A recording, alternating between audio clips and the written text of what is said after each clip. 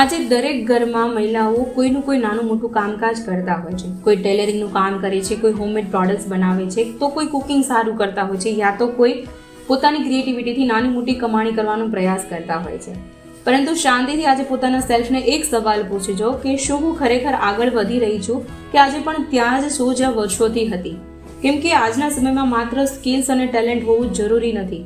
આજે ગ્રોથ માત્ર હાર્ડવર્કથી નહીં પરંતુ રાઇટ માઇન્ડસેટ, રાઇટ ગાઈડન્સ અને સ્ટ્રેટેજી વિથ ડિજિટલ સ્કિલ સાથે થાય છે.